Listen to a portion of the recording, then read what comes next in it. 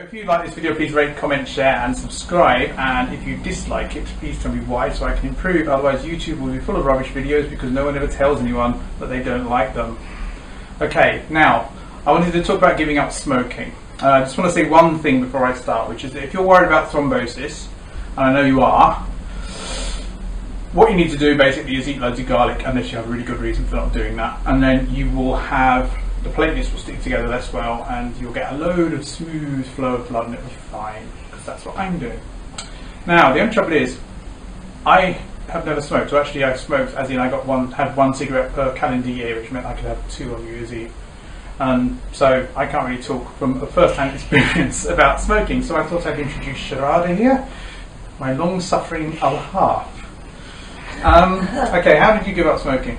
Well, I think there's 2 aspects to smoking. You've got the physical addiction and you've got the psychological and emotional aspects to it.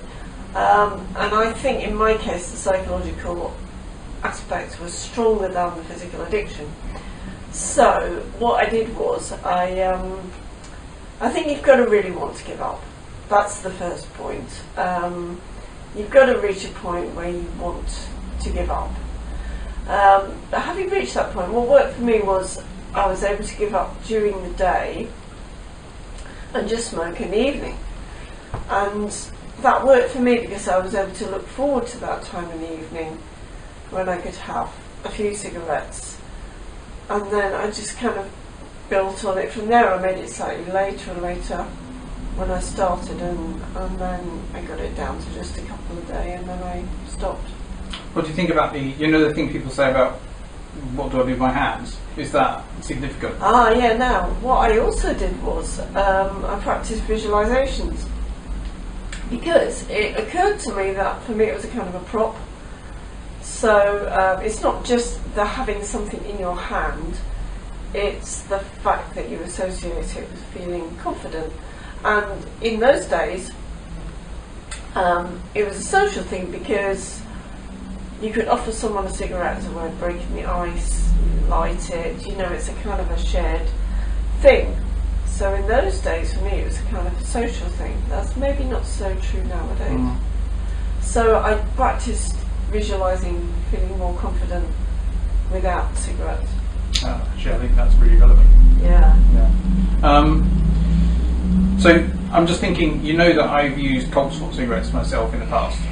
And there's this herb called Cold Spot, which you can smoke, which basically does nothing. I mean, it does do things if you take it as a herb, but if you smoke it, it's not going to do very much. You think that would have helped if you'd had that instead of? Yeah, possibly. What about if you gradually sort of filtered Cold Spot in, so you'd started off with 100% tobacco and then put a little bit of Cold Spot in? That might well have helped. Yeah, but for me, like I say, I think it was more the psychological and emotional aspect, so I needed to do without that prop in my life. But if it's a physical addiction that's stronger, then probably that would be the way to go. And what do you think of the idea that every time you give up a cigarette, every time you stop a cigarette, you're a non-smoker?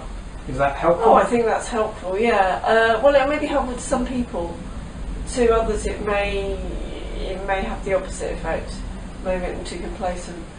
But, it depends on your psychology, I think.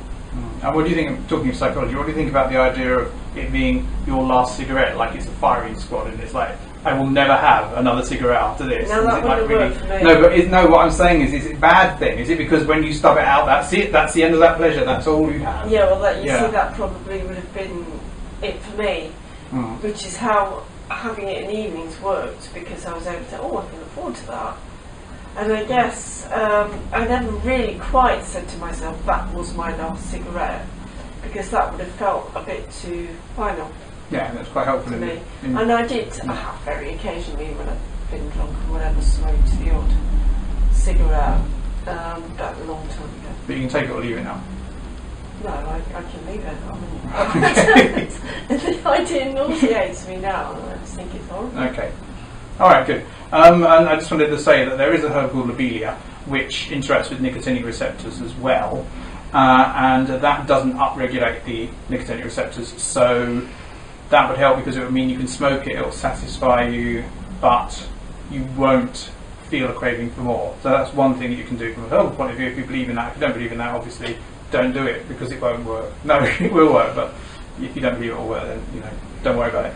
And the other thing is something to give you stamina, which is like the sort of steroidal side of things. So that would be something like, say, licorice if you haven't got high blood pressure, or something else like the indole alkaloids that you get in oat straw.